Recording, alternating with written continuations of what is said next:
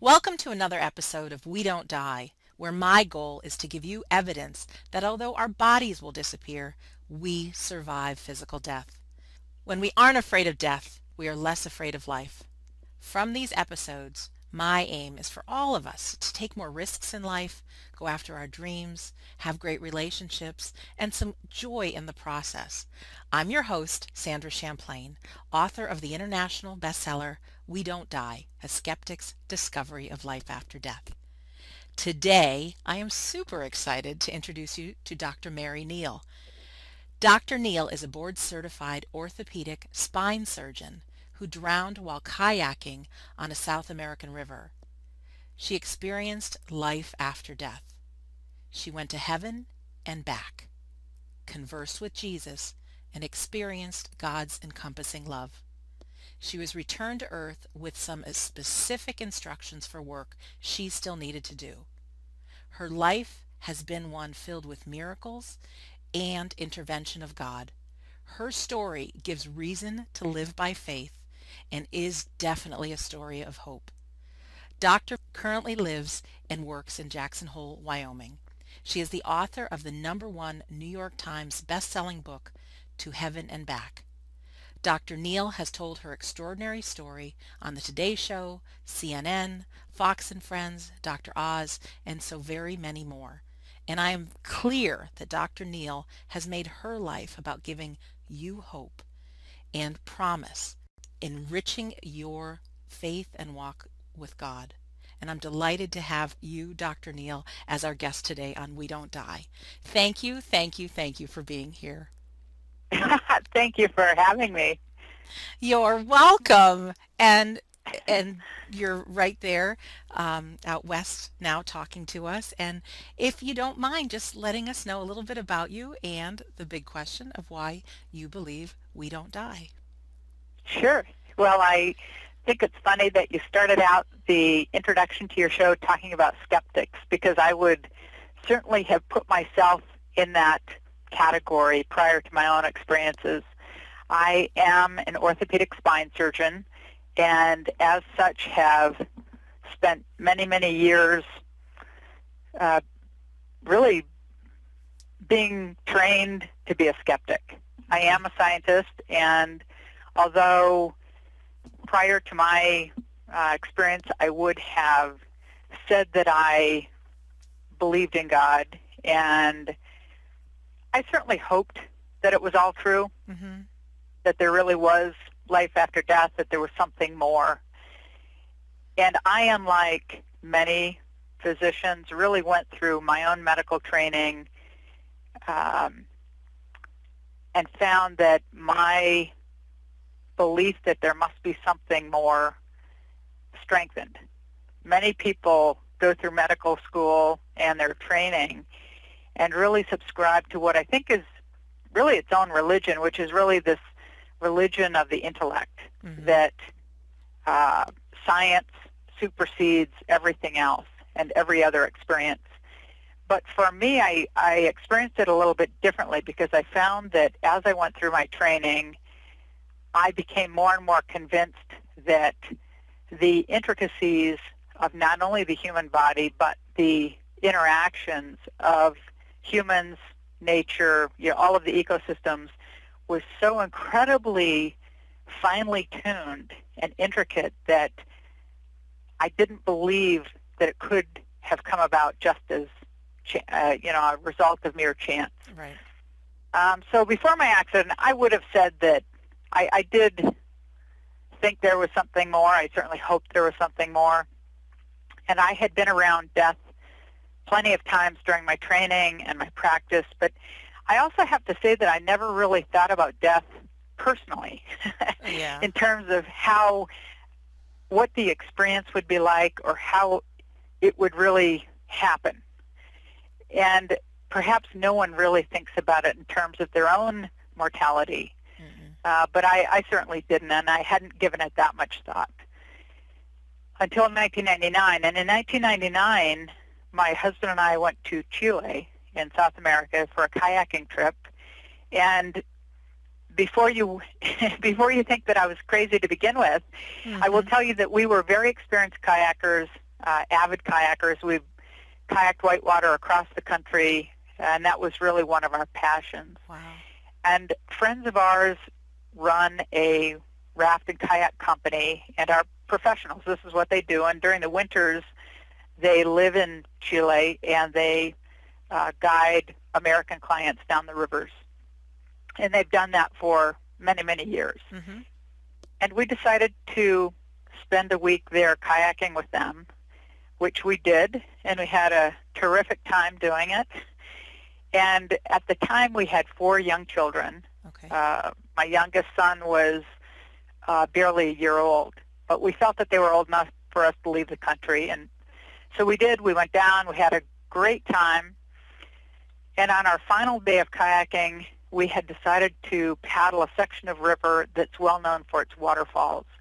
And these are drops of maybe 15 feet, 15 to 20 feet, something like that, Okay. which, again, may sound crazy to someone who doesn't kayak, but those drops are not unreasonable for experienced kayakers. It's not something like Niagara Falls. It's, Right. it's something that, we're not going over in a barrel. I mean, this is something that you train to do. You go over the 15 to 20 feet in the kayak.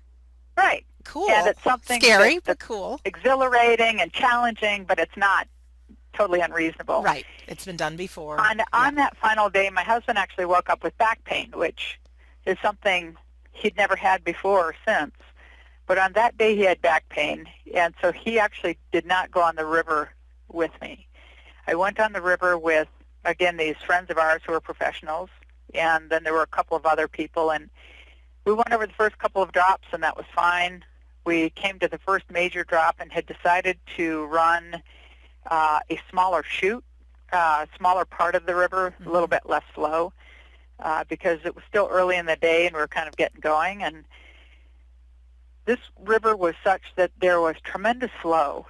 And once you were in the current, you were committed.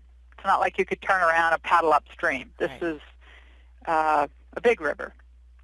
And I went into the current, started for the smaller chute, and a different kayaker had preceded me and had bobbled the entrance a bit, and her boat became lodged sideways across the 2 rocks at the beginning of this drop. And so her boat was pinned, and she had been able to pull her spray skirt off, that neoprene fabric that stretches from a kayaker's waist to the boat to keep the water out. Okay. She had pulled her spray skirt off and pushed herself out. She had swam downstream. Okay. But her boat was still there blocking the entrance to this drop, and so I was forced to veer over and go over the main waterfall. Mm. And as I went over that, I could see the bottom, and I could see tremendous flow and tremendous turbulence, and really couldn't see a clean outflow. And I have to say, I wasn't psyched. I looked at the bottom, and what I assumed would happen was that I would hit the bottom, be flipped upside down, not be able to right myself. And I assumed that I would, again, pull my spray skirt off, push myself out of the boat, be tumbled around a bit before I was spit out downstream. Right. And that is an experience that is never pleasant, but it is something that is part of kayaking. It would not have been the first time that it ever happened to me, and although one always hopes it's the last time, that's just part of kayaking. Right. And so that's what I assumed. But instead, I rocketed down the waterfall, and the front end of my boat became pinned or stuck in the rocks and the underwater features. And so I was still upright in my boat, but pinned, and the volume of the water immediately and completely submerged me and the boat. And the force of the water and the weight of the water then pressed my chest, the upper part of my body, to the front deck of the boat with such a great force that I couldn't move at all. Mm. And I'm a spine surgeon. Mm-hmm. I am a very calm, even-tempered sort of a person. Right. I am involved in high-stress emergency type situations. And so I've often been asked, well, gee, didn't you panic? And the answer is no. I mean, I've been underwater before in a kayak, and I'm a very calm person. Okay. And so I immediately set about doing those things that would either free me from the boat or free the boat. And I did everything I could think of. And it became clear very quickly that nothing I was doing was making any difference at all. I couldn't move my arms half of an inch, let alone pull them back enough to pull the spray skirt off of my boat. I'm also a very pragmatic person, very concrete thinking kind of a person, and I knew how far from shore I was. I knew that I was in dire straits. I've seen people die in the river before, and I knew that the likelihood of anyone coming and saving me was slim at best.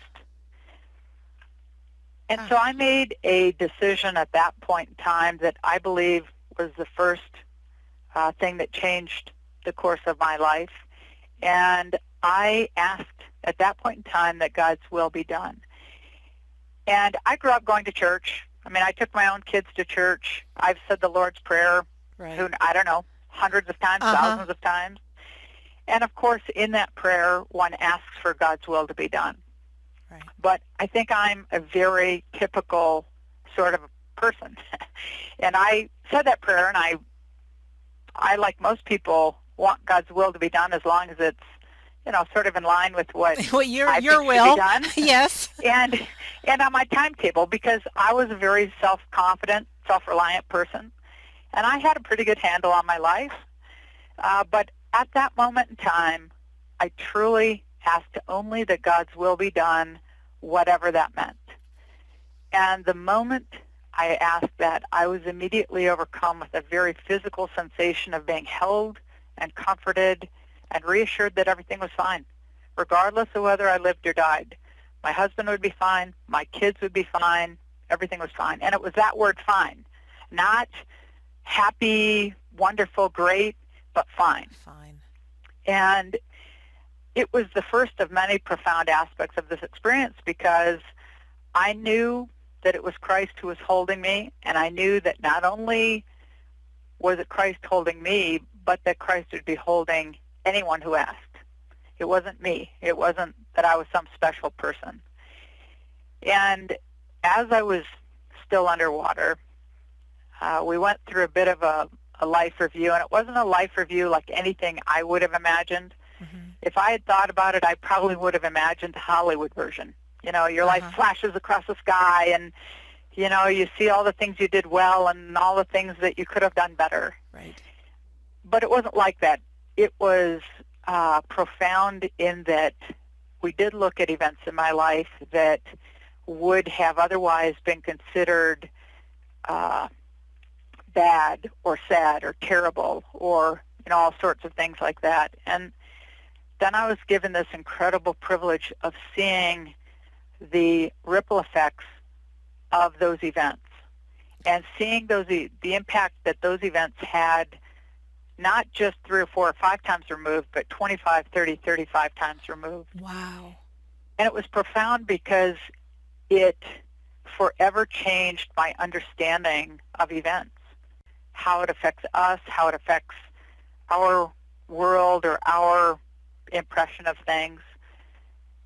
But we never really have the opportunity to see the real outcome of an event. And the fact is, there really is beauty that comes out of every single event, whether we as little people can appreciate it or not. And so that was pretty remarkable. And I was still my cynical self, and my little thought balloon off to the side was sort of watching all this thinking, wow, this is really strange. I know that I've been underwater too long to be alive, but I felt more alive than I've ever felt. And here I was having this incredible experience with Christ. And I was going, this is a little strange. And I kept doing self-assessment exams, trying to figure out if I was, I don't know what, hallucinating or something. But I said, no, I'm still with it. I could feel the water. I could feel the current working on my body. I could feel my body being sucked out of the boat. I could feel my knees bending back on themselves. And, you know, as I said, I'm an orthopedic surgeon. I could feel the bones breaking. And I remember thinking, that sounds, you know, that feels like ligament. That's not good. Oh, but at the same time, now did you see, Mary, did you see Jesus, or did you just like have this feeling and you just knew it? At that point in time, it was a physical sensation. Okay. I wasn't looking at him. And at that point in time, it was as though you're holding a small baby and you're pouring all of your love into that baby. But in that situation, I was the baby. I was just this receptacle of this incredible love, absolute pure love.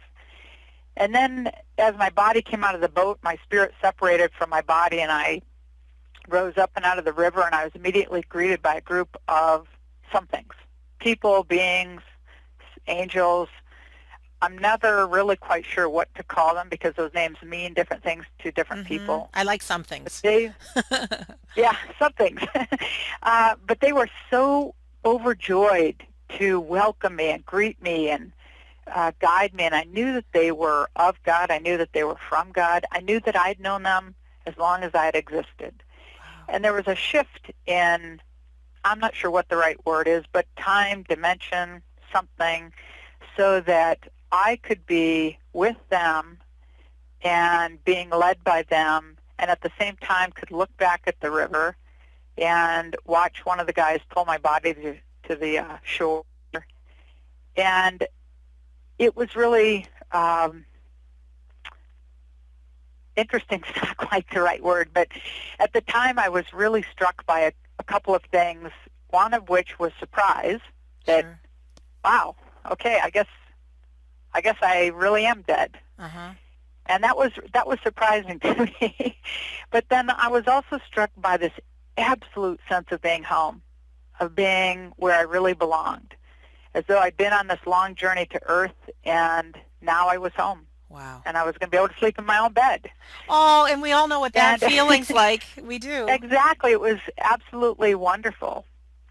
And I was a little bit saddened by the realization that when I looked back at my body, I recognized that that was my body, that it represented me, my life on Earth, my family. And I recognized, keeping in mind that I'd been reassured that they would be fine, I recognized that I had absolutely no intention of returning. And, you know, I felt a little guilty, not at the time, but a little guilty after that. Right. But nonetheless, I hadn't planned on returning. And these spirits then took me down this incredibly beautiful pathway. And beauty, of course, is different for each person, but it was a pathway that spoke to me. And I absolutely believe that God not only sends his most gentle messengers to collect us, but really speaks to us in the way that we will each understand. And for me, that involves color and flowers and aromas, like the aromas of flowers. And other people don't respond to that, but that's what really moves my soul. And this path was exploding with color of an intensity that doesn't exist here on Earth, of colors that don't even exist. And it was as though it was the essence of the color. And so I could experience each color all at the same time without mixing and making brown. It was the essence of it all. And the flowers and the aromas were incredibly intense. And everything was absolutely imbued with this pure, absolute love of God. I mean, just of a love that, again, we, for whatever reason, are just not able to experience here. And they were taking me toward this great sort of domed hall of sorts that I knew was basically the point of no return. And I could hardly wait to get there. And I wanted to run as fast as I could. And one of the guys who was doing CPR kept calling me back. And then I would have to go back, and I'd lie down and take a breath, and then I'd rejoin these spirits that were taking me. And that cycle went on a number of times.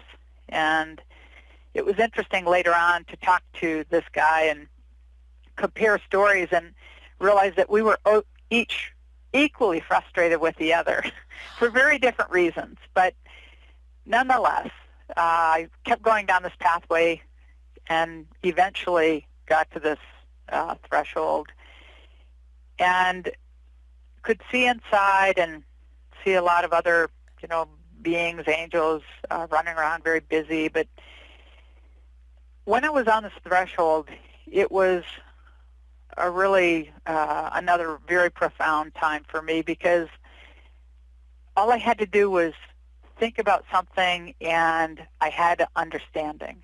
It was as though I understood everything. I understood how everything worked. I understood everything about the universe. Wow. And one of the things that was really profound for me personally was coming to an understanding of how it can be true that God knows each and every one of us and loves each and every one of us as though we're the only ones, and has a plan for each and every one of our lives that's one of hope. Because that is something that was always troubling to me. Because, as I said, I'm a pragmatic person. There are billions of us on the planet. Yes, we there have are. so much trouble knowing or loving the person down the street that, doesn't look like us, doesn't do what we like to do, doesn't agree with us. I mean, we have so much trouble with that. How could God really know and love each and every one of us? And so often But we it's don't true. love ourselves, right? Well, exactly. You know what? That's exactly right. I've said many times that, the Bible tells us that nothing can come between us and God's love. But I would disagree. We come between it. Oh, we look. You're exactly Yeah, right. we look in the don't mirror feel sometimes and worthy of that love. Sure. Yeah. But I can't explain how it works, but I can assure you that not only are those promises true, but all of the promises are true. Wow. So that was great, and I thought, okay, well, let's keep this show on the road. Let's go. And then at a certain point, I was told that it wasn't my time, that I had more work to do on Earth, and that I had to go back to my body. And so I did what I think any reasonable person would do and said, no, I'm good. Everything's okay. I'm staying. Yeah, this I'm works not for going me. back. And obviously I'm not a very good debater, because I did not win that argument. I am back. So then they took me back down this pathway, and then I was reunited with my body. And at that point, first of all, I was in an absolute state of shock that I had been, what my kids would say, was kicked out. I mean, I just couldn't believe that I was back on Earth. And it was a number of months before I came to grips with that. But I was reunited with my body with a number of very serious injuries. I mean, my legs had multiple broken bones, ripped ligaments. I developed a severe case of this ARDS, or this pulmonary problem. And keep in mind, I was in the middle of nowhere. So it required a whole series of miracles to get me back to Wyoming, which is where I had decided I was going to go for my medical care. Sure. Even though it's, I mean, when I look back on it, none of this part of the story makes sense. But there was really no one to tell me that I couldn't do that.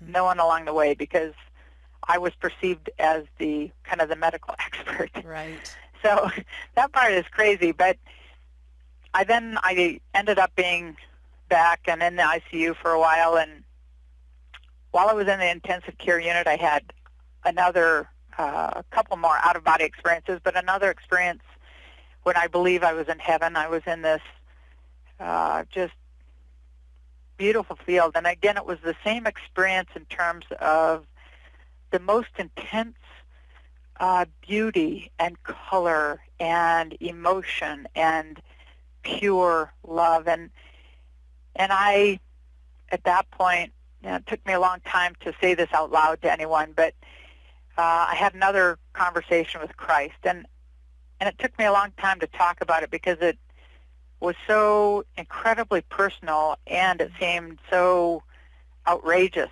at the same time, even though the reality of Christ, we all talk about, oh yeah, we have a personal relationship, but we don't really, I don't think many of us really believe it. And so when it's true, then you think, oh wow, I can't tell anyone about this. But nonetheless, I was in this incredibly beautiful sun-drenched field, and again, it's a beauty that speaks to me. Mm-hmm. And other people who have had near-death experiences, again, describe incredible beauty, albeit different beauty, mm-hmm. because they appreciate things differently. And at that time, we talked more about some of the work I had to do on Earth, some of which had to do with the future death of my oldest son. And in talking about that, we sort of went back and again talked about what I had been shown when I was still underwater with regard to the beauty that comes out of every event, regardless of how we as individuals see it, perceive it, or experience it. So you heard of your son's future death? Is that what you're saying? Yes. And did your son... I was told that before I was sent back to my body. Oh, my. And then during the subsequent out-of-body experience, visit to heaven, however you want to describe it, yes, we talked more about it. Wow. So I knew that I didn't know the time and date, but I did know that was likely in the future. So the first thing I did was ask the nurses what medications I was receiving, because of course I wanted more of whatever it was. And as it turns out, though, other than antibiotics, I was not receiving any narcotics or hallucinogenics. The fact is, I didn't have pain for almost 2 weeks, despite having multiple injuries. I didn't have pain for almost 2 weeks, and I had this sense of being neither here nor there. I sort of felt otherworldly. Mm-hmm. And then after this second out-of-body experience, I was back in the ICU, and there were some remarkable things that happened within the ICU. But then at that point, this veil began reforming, and I felt more and more like I was physically here on this earth. And then I did have pain. And then I had, multiple surgeries and many months of rehab. And during those many months afterwards, I obviously spent all day, every day, thinking about my experiences and thinking about one of the things I had been told, which was really this mandate to share my experiences with other people. And in doing so, help other people enter into a deeper relationship with God and help them make this transformation from a faith or a hope that the promises of God are true to an absolute trust. And in doing so, entirely changed their lives. That's beautiful, and not having a near-death experience to believe that. That's a huge exactly. gift. Huge. So I spent many months trying to figure out what I thought about it, because before I could share it with anyone, I had to decide whether I thought it was just a dream or hallucination or a chemical reaction of a dying brain. And so I spent many, many months trying to corroborate the details that could be corroborated, listening to the stories of people who had been involved, researching what happens to a dying brain, and the whole thing. And after many months, my conclusion absolutely was that it was real.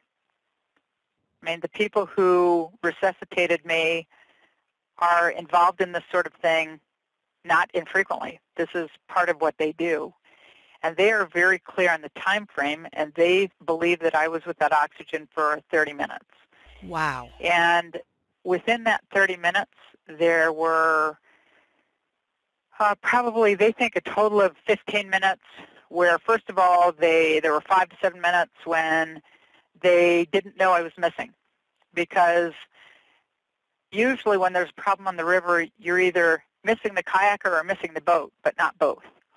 So it took them a while to figure out that I was missing, and then it took them a while, because of the particulars of this river and this waterfall, it took a while to figure out where I must be.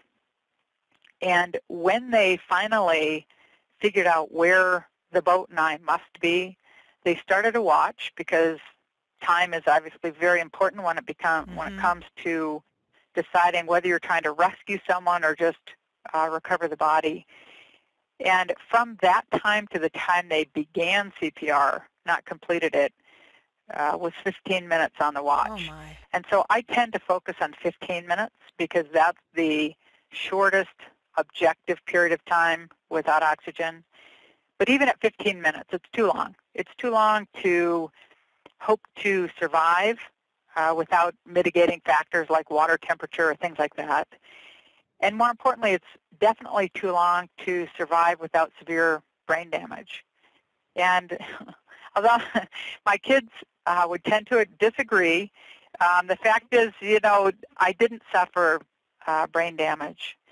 And so in the end, I had to conclude that it was real deal. And conclusion that not only I can come to, but I think that any person who puts out the time and effort, because it really does take time and effort, anyone who puts out the time and effort to actually look, to collect the data, to look with an open mind. Yeah. I believe anyone who actually looks will find evidence of God's presence in their own lives, let alone in other people's lives, and in the end will come to the same conclusion, that there are many experiences, not just experiences like mine, but many experiences in their own lives that can only be explained by God's presence. And once you get to a point where you accept that, sort of making a conscious decision that, yes, I have seen God's presence in my own life, and I believe that to be true, I think that's a game changer for people. Oh, absolutely. Because it's at that point that you accept all of the promises. And one of those promises is that there is life after death. And if you truly, truly accept that there is life after death, it changes the way you experience every moment of every day. It totally changes. You mentioned earlier at the very beginning of your show that it changes your fear, and I would absolutely 100% agree with you, because so many people are so afraid of dying that they never live. Yeah, true. And if you can take that fear away, if you can take that off the table, and if you can say, yes, I know there is life after death, then it changes everything you experience, because you don't need to have fear. You don't need to have fear of life, because life is a journey, and truly beauty comes out of every event. It changes the way, certainly, I experience every event. It changes the way I experienced not only my son's death, which did That's what I come to was fruition. afraid to ask. Did he, in fact, pass away? He did. He died 10 years later. Wow. And there were reasons for me to think that the plan for his life had changed, but it didn't. And I will tell you that after his death, I love this boy. Of I mean, I loved course. him intensely. I liked him. I would never say that I was happy. Happiness and joy are very, very different. I was as devastated as a parent can be. But even on my most sad day, I would still say with absolute honesty that I was filled with joy, because I had an absolute trust that my son's death was part of God's plan for his life, that incredibly beautiful things would come out of his life and his death, regardless of whether I, as an individual, was going to have the privilege of seeing those effects. I mean, I actually have had the privilege of seeing many of them, but I had an absolute trust that there would be beautiful things that came of it. And I also know that it's just part of the deal. I mean, I'll see him again. He's around. If you truly accept that there's life after death, then you realize that our life here is just this little blink of time. It's really very short. We don't have much time to get our work done. I thought of And a good book title for your next book. Death is part of the deal. exactly. You just said those words, and it's like, it is. It is. And and we shouldn't be afraid of it.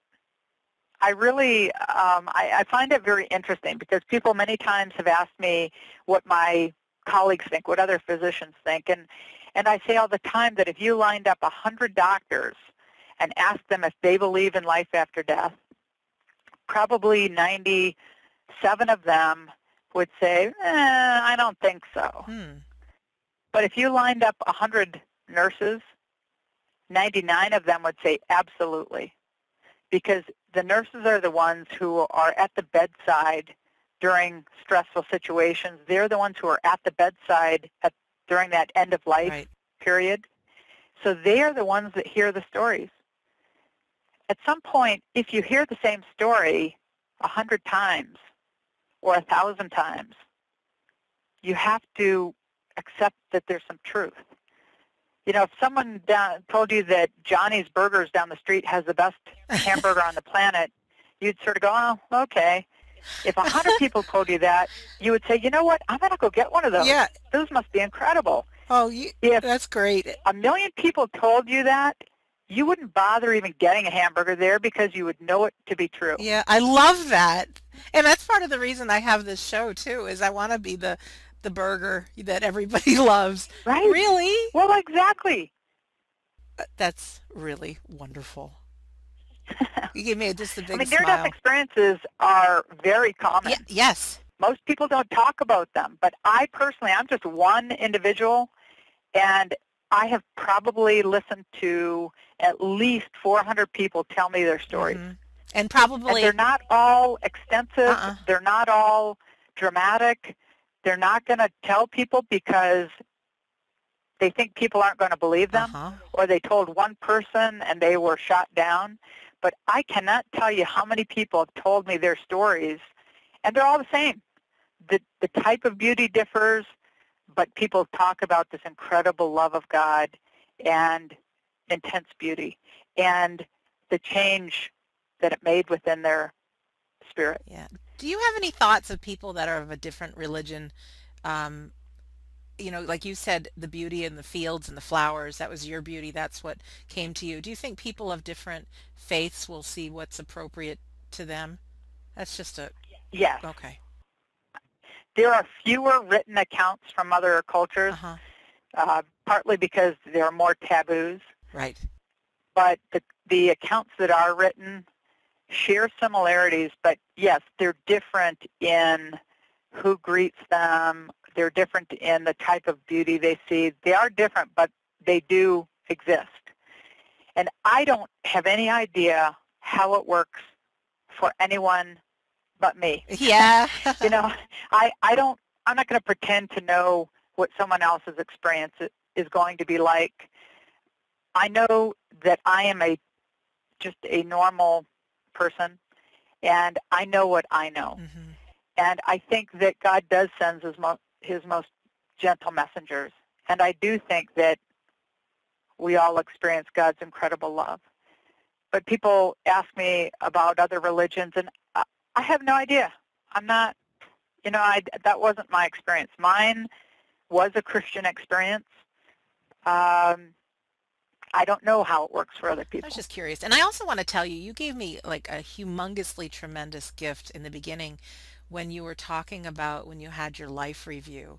And when you said, when the bad things happened or all that, expected you to say that you saw the impact your actions had on another person's life, and you felt bad or you got some compassion, whatever. But instead you said you saw the ripple effect of beauty and like blessings and how good things can happen, because I think all of us, including myself, have had some real crummy things happen in life, or we might have made some not so great choices and impacted another life. But what a whole new way of looking at things to say, you know what? No, that had to happen that way, because the Right. ripple effect of how we've learned and grown and made a difference for Right. I would others. agree. Thank you See, I'll for tell that. you, Holy cow, that was well, big. and you're welcome. And really, that is one of the most difficult aspects of this experience to explain to people. But I think it's one of the most profound because, again, even thinking that your actions are terrible is a very egocentric way of looking at things. I mean, the fact is there's incredible beauty. I mean, that doesn't take the responsibility off of us in any moment of any day to be the best Sure, person we can right. be. You can't say, "Oh, hey, it's all good, so I can do whatever I No, want." Believe me, that's not what I'm saying. Our responsibility is to constantly and continually strive for God's leading and strive to be the person that God knows us and wants us to be. But having said that, every event, people get overwhelmed with the events of the world, and they say, well, how can there be a God when there's so much evil? But the fact is, you don't develop compassion unless you see sorrow. right. You don't develop any of those characteristics. If we lived in a utopia, you wouldn't have the ability to develop in any way or learn anything. And I believe, for example, my son signed up for his deal. I believe that he signed up to, knowing that his life would be short. I think we all sign up to those things, and it's a very cold, people interpret that as a very cold view of events in the world, and I am not discounting our responsibility to react appropriately, grow, change, learn, etc. But, and when you look at events, the further in the past they are, the easier it is to see the beauty and to try to recognize that, no, this is an ongoing process. If you look at Christ, and it's one example I use because it was a long time ago, Hmm. I don't even care who you think he was. He was a historical person who was betrayed by a best friend, arrested, beaten, humiliated, and murdered Yes, in a really nasty way. yes. And if that happened today, we would all be distraught. It'd be all over the internet, all over the newspapers. We'd be wringing our hands. And in fact, at the time, his disciples were moping about. They were saying, oh, how could this happen? Well, the fact is, it changed the world. And without Christ's crucifixion, those prophecies would never have been fulfilled. So was that a terrible thing? Well, no, we all celebrate it Yeah, today. exactly. Exactly. But I am quite sure at the time they were not celebrating. No. They were, they were lamenting the evil in the world. And you can point to a lot of events, and again, we have much better vision retrospectively. It's very difficult for us to understand things real time or prospectively, which is why my emphasis is so much on making this very conscious transformation from a hope or a faith to a trust. Because trust is a moment-by-moment decision, and if you trust, then you can sort of, you can adapt to the things that are happening at any moment. It's like if you are walking down a mountain trail and your focus is on whatever, the parking lot, because that's where your car is, you're going to walk down this uneven trail and your foot's going to come down on all kinds of little divots or rocks or bumps, and your body's going to kind of, adapt one way or the other. But it's not that you're going to get caught up. You're not going to fall over because you trust that your car is in the parking lot and you're looking ahead, you're looking up, you're not looking down at your feet.